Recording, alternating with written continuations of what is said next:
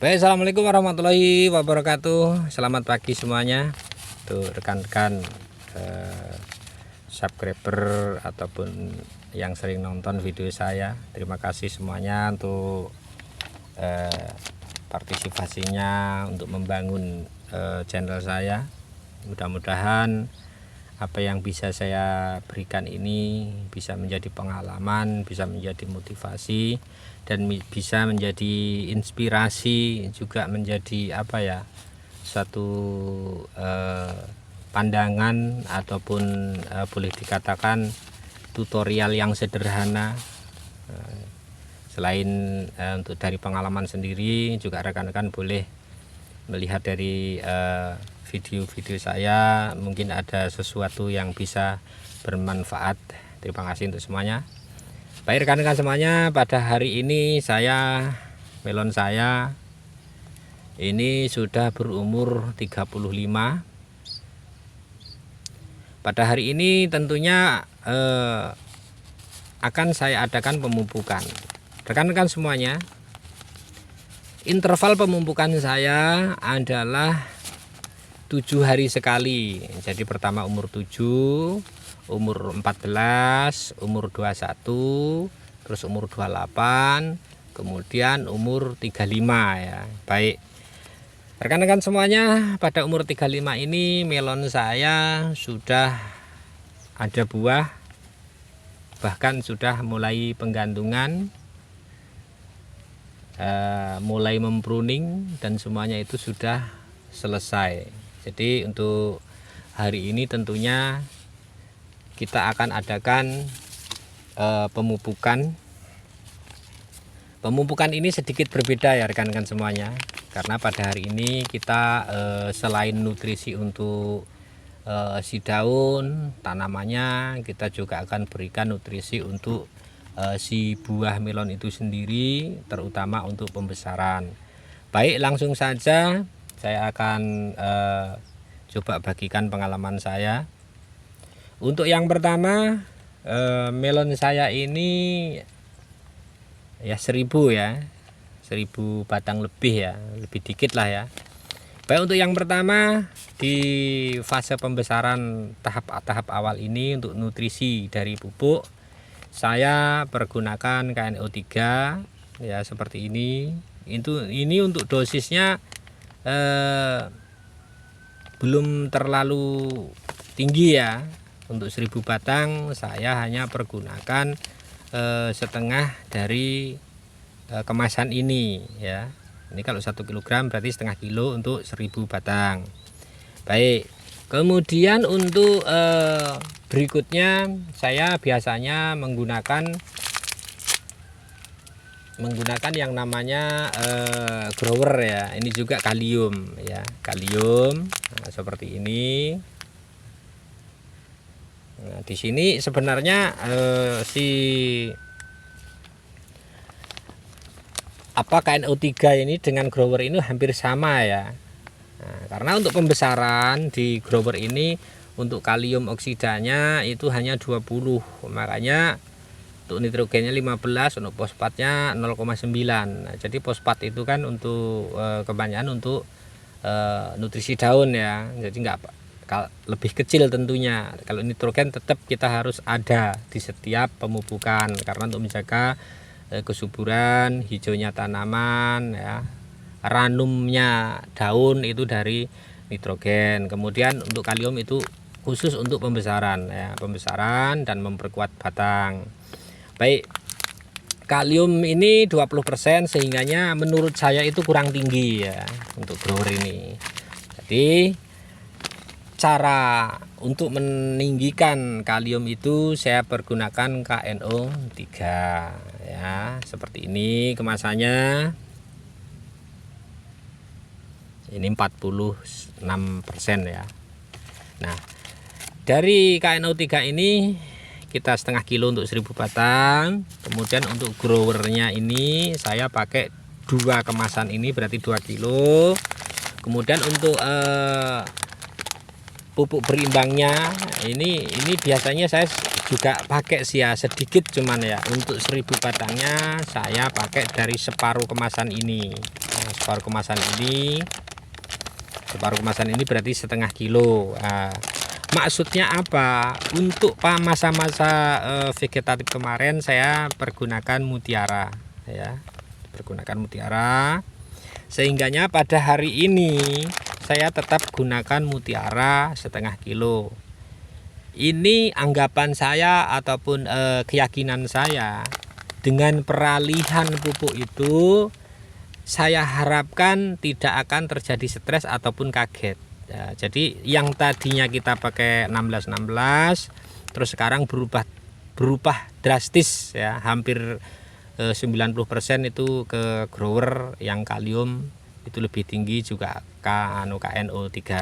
Makanya saya berikan ini dengan takaran setengah kilo untuk 1000 batang. Harapan saya agar secara perlahan tumbuhan itu bisa beradaptasi dengan nutrisi, dengan makanan yang barunya.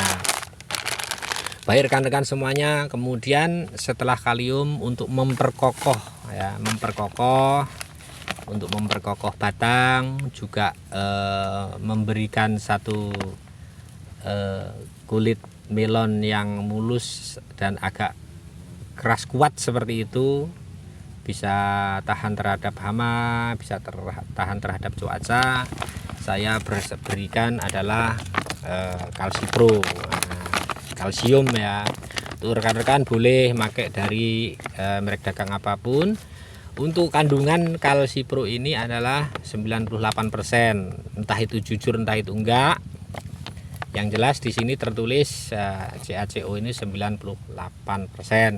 Nah, untuk 1000 batang untuk pengocoran saya pergunakan hanya 5 sendok saja. Ini setiap kali pemupukan saya selalu sertakan ini, dengan harapan tumbuhan saya ini untuk penyerapan nutrisinya lebih aktif dan lebih cepat.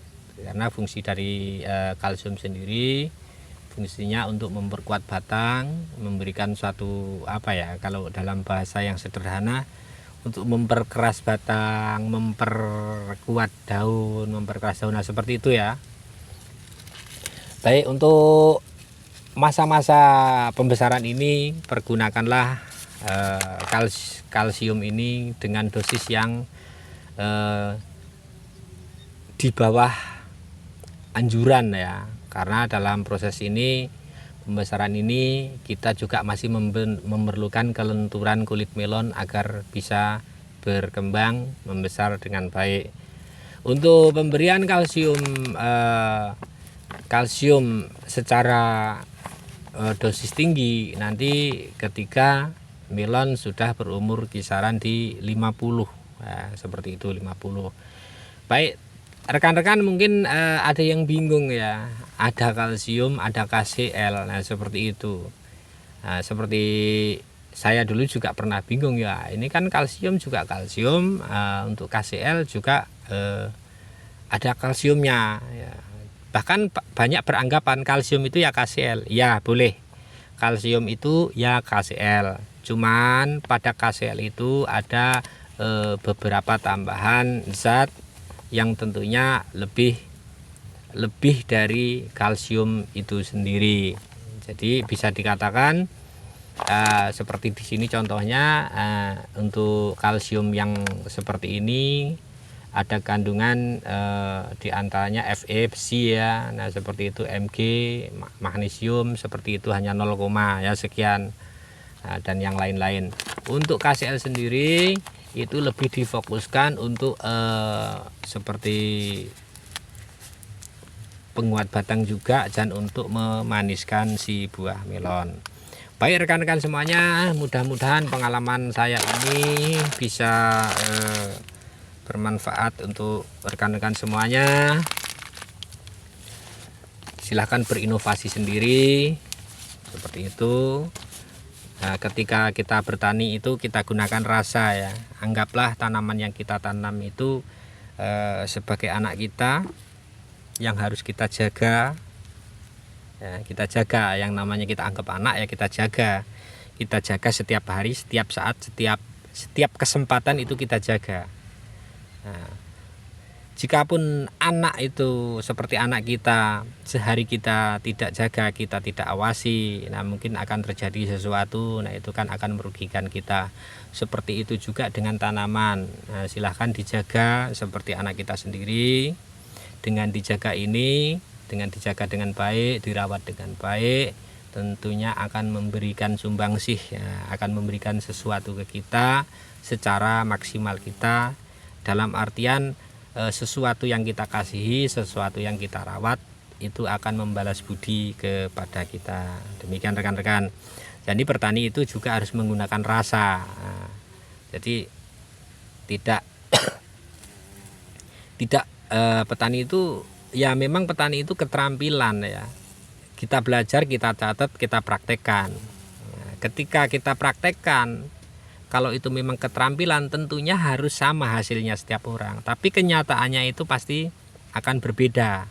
Seperti halnya dengan memasak. Memasak itu keterampilan memasak. Nah, ketika 10 orang itu belajar memasak dengan cara yang sama, bumbu yang sama, dicatat dengan akurat sama, ketika dipraktekkan memasak, masing-masing orang akan mempunyai rasa yang berbeda. Nah, maksud saya seperti itu ya.